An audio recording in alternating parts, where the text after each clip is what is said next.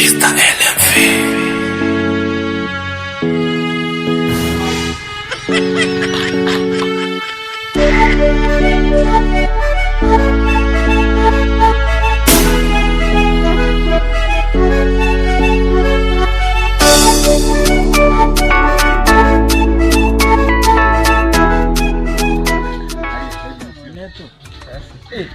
Uona maisha aliyo ndo alimbaya mwanangu, hata sio hivi.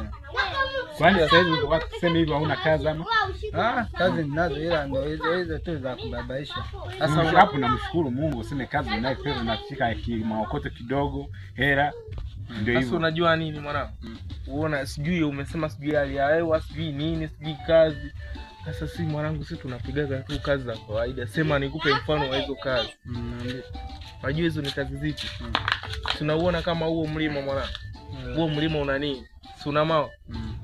Sasa mwanangu sisi tunapigaga kazi za mawe, usione tunafanya hivi tumekaa hivi. Sawa? Sasa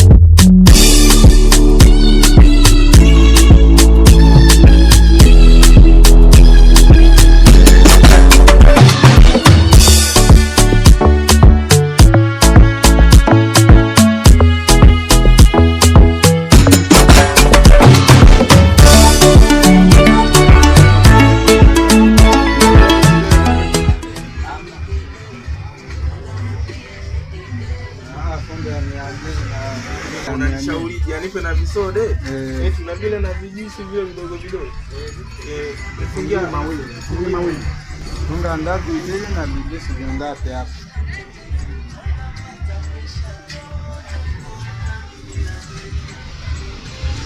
upe cheni eti nimekupa 5000 nipe za cheni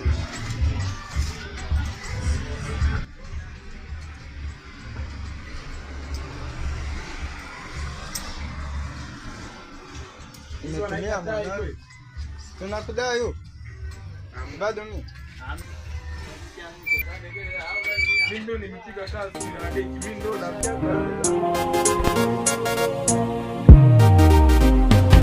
niliposema nimeokoka wengi wao walicheka, wakaenda mbele yangu na kuanza kunipesa, wakakaa na vikao wakijua nitateleza, ila Mungu ni mkubwa hakuweza. Mama yangu, kumbe ndo kunajua hiyo.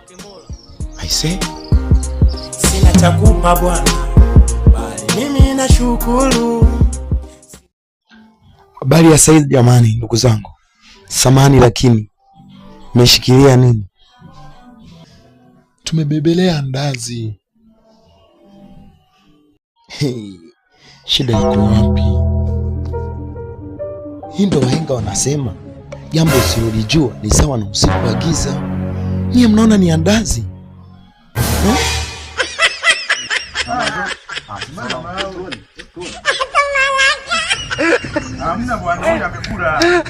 Kula wapi blaza? Acha maneno bwana.